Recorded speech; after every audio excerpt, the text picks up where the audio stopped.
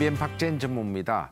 오늘은 금리 인상에 따라 주목받는 관심을 끄는 금융 상품에 대해서 알아보도록 하겠습니다. 고재필 KB 하나은행 PB부장 나와 있습니다. 안녕하세요. 네, 안녕하십니까.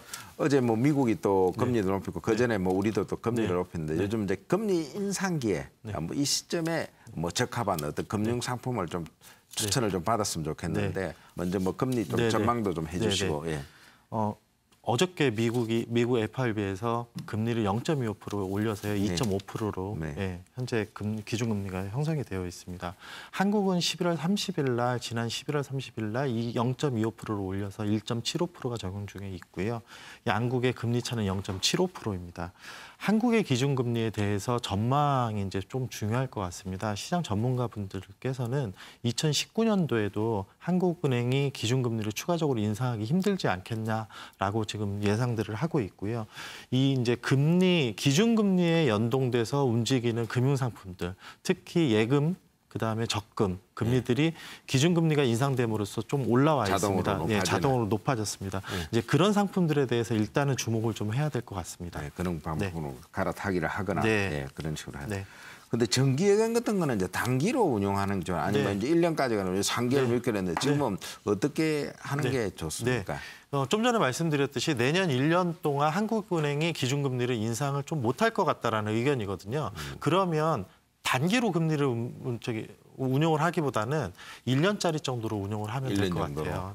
그런데 요번에 한국은행이 0.25%를 기준금리를 인상을 했는데 1년제 정기예금 금리는 0.25%가 안 올랐어요. 이유는 은행들은 정기예금 금리를 할 때 기준금리 대비해서 금리를 하는 것이 아니라요. 보통은 1년 금융채 금리의 변동성을 가지고 얘기를 합니다.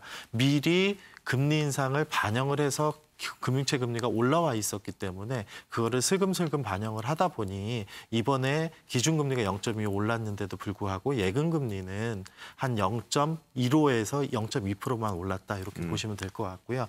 그런 측면에서 3개월 단위로 향후에 금리가 추가적으로 인상이 된다라고 하면 단기로 금리를 운용을 하다가 한 1년이나 2년짜리 정기예금으로 가는 게 좋기는 하지만 지금 같은 경우에는 1년 정도로 무난할 것 같습니다. 그리고 대출은 어떻게 좀 해야 됩니까? 지금 대출 가지고 있는 분들은 이제 고정이나 변동금리 어느 금리로 지금 전환을 두 가지로 나눠서 말씀을 드리겠습니다. 신규 대출자하고 기존의 대출을 받으셨다가 대출을 변경하시는 분들 두 가지를 말씀을 드려볼게요. 신규 대출자 같으신 경우에는요. 최근에 금리가 올라왔는데도 불구하고 변동금리와 고정금리와의 차이가 많이 줄어들었습니다. 그렇기 때문에 지금 은행마다 조금씩은 다른데요. 대부분 0.3% 내외거든요. 그렇다라고 하면 기준금리가 향후에 인하가 되는 것보다는 인상이 될 확률이 그래도 내년 1년 동안은 아니지만 인상이 될 확률이 조금 높기 때문에 고정금리를 선택을 하시는 게 유리하실 것 같아요. 고정금리로? 다만 이제 두 번째 기존 대출을 쓰시고 계시다가 금리를 고정금리로 갈아타신다던가 이러신 분들은 여러 가지를 좀 따져봐야 되는데요. 기존 금리가 대부분 변동금리세요. 그럼 변동금리에서 고정금리로 갈 때 금리 차. 그거를 한번 생각을 해보셔야 될 부분이고요. 두 번째는 기존의 대출 중에 지금 갈아타시려면 중도해지 수수료가 나와요. 그게 얼마나 되죠? 보통 원금의 1%에 만기까지의 일수별로 중도해지 실질적으로 이렇게 따져보면 많이 크지는 않습니다. 여튼 중도해지 수수료가 일종의 비용이기 때문에 비용까지 감안을 하셔서 생각을 해보셔야 될 것 같습니다. 그리고 요즘 주식시장도 안 좋고 그랬는데 예금 상품 말고 좀 투자를 할 수 있는 그런 어떤 상품들이 있나요, 좀? 최근에 이제 금리 인상이 미국이 작년서부터 금리를 인상을 쭉 하고 나서 최근 한 1, 2개월 동안 지금 국내 금융시장도 굉장히 좀 변동성이 커지고요. 미국의 금융시장도 조금 많이 내려왔죠. 그래서 위험자산이라고 불리는 주식시장은 경기 둔화를 선반영을 하면서 지금 굉장히 좀 변동성이 커진 시장입니다. 그렇다면 이제 금리가 올라올 때 여러 자산 중에 각광을 받는 자산이 있을 건데요. 그게 이제 채권 자산이 되겠죠. 그러면 채권에서도 여러 채권이다 그러면 그냥 다 모든 게 채권 이렇게 보는 게 아니라 채권 안에서도 여러 가지를 좀 나눠서 봐요. 국채도 볼 수 있고요. 국가기관이 발행하는 공사채도 볼 수 있고요. 은행이 발행하는 은행채. 네, 그래서 결국에는 채권이 기존의 미국 금리 인상과 한국 금리 인상을 반영을 해서 채권 금리가 좀 많이 올라와 있습니다.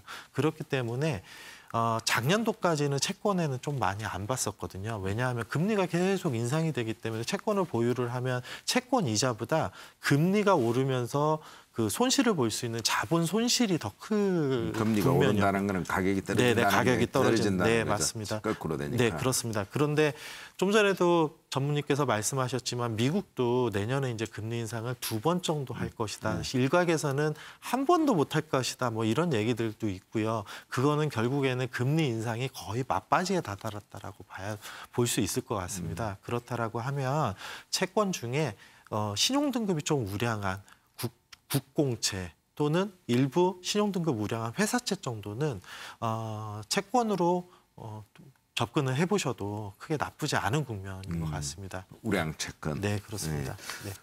근데 우리 이제 뭐 사실 고 부장이야 그 이제 큰 부자들, 뭐 거액 자산가들 요즘 뭐 거액 자산가들은 지금 좀 어떻게 움직이나요? 네. 뭐 좀 재테크 환경이 굉장히 안 좋은데 거액 자산가분들은 시장이 안 좋았을 때, 좋았을 때, 특히 시장이 안 좋았을 때 이제 가만히 있는다 이런 생각들을 하실 수가 있는데요. 그렇지는 않아요. 왜냐하면 시장이 안 좋았을 때도 좀 전에 말씀드렸던 그런 새로운 투자 자산이 메리트 있는 투자 자산들이 나오거든요. 근데 그런 데는 적극적으로 참여를 하시거든요. 그러니까 최근에는 그 좀 전에 말씀드렸던 이제 채권 중에 해외 채권 쪽에 조금 눈을 많이 돌리세요. 해외 채권. 네, 이제 해외 채권은 기존에 발행했던 발행 금리 대비 금리가 올라오다 보니까 지금 시장의 유통 수익률이 많이 올라와 있습니다. 실제 시장 수익률이. 그렇기 때문에 이게 절세 효과가 좀 발생을 합니다. 그러니까 절세 효과도 발생을 하고 금리가 미국 금리 인상을 반영을 하고 향후에도 더 반영을 해서 금리가 많이 올라와 있기 때문에 단발 채권, 하나의 채권을 이렇게 분할 매수식으로 매수들을 좀 많이 하시고요. 특히 한국은 아직 우리나라 금리는 생각보다 많이는 안 올라왔습니다. 그렇기 때문에 한국 채권보다는 해외 채권.